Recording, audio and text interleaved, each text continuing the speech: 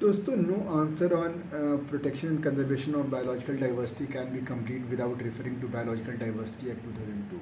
तो इसके हम कुछ इंपॉर्टेंट चीज़ें डिस्कस कर लेते हैं, लाइक कुछ लिखने को रहे थ्योरी में।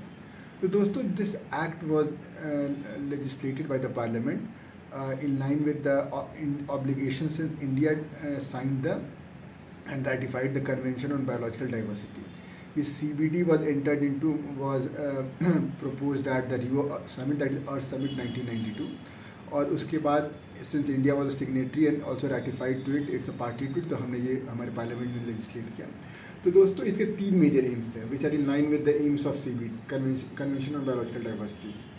तो first is conservation of biological diversity, second is sustainable use of resources, the sustainable development, and the third is fair and equitable benefit sharing. दोस्तों, हम देखेंगे कि जो CBD है उसके अंडर एक नगोया प्रोटोकॉल है। Nagoya protocol is also talking about fair and equitable benefit sharing, but Nagoya protocol was entered into force in 2010।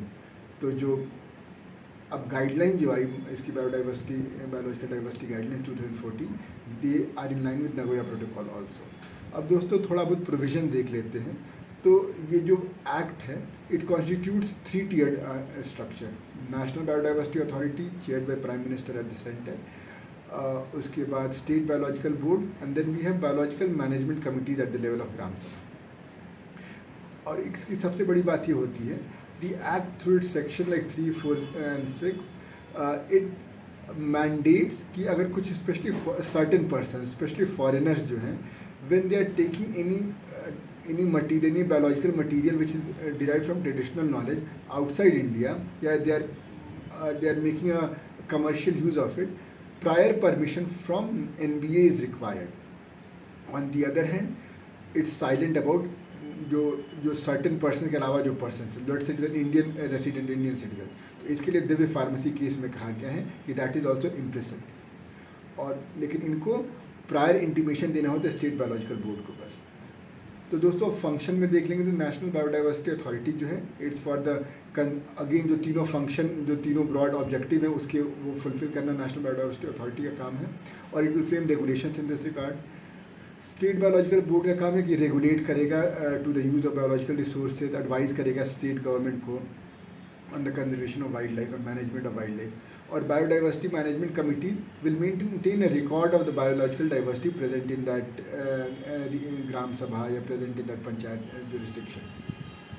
तो दोस्तों, ये इनके फंक्शन हैं और accordingly they have powers. So let's say national biodiversity authority has power to, जैसे हमने देखा FEPS वो इम्पोज कर सकती है, गाइडलाइंस इशू कर सकती है। तो the same guidelines are the ones which are guidelines यही वाले जो हैं जो 2014 में गाइडलाइंस है based on Nagoya protocol. State biodiversity board भी रेगुलेट कर सकता है और इसके करस्पॉन्डिंग वो फ़ी ले सकता है, जैसे उसने इक्विटेबल बेनिफिट शेयरिंग में फ़ी मांगी दिव्या फार्मेसी से।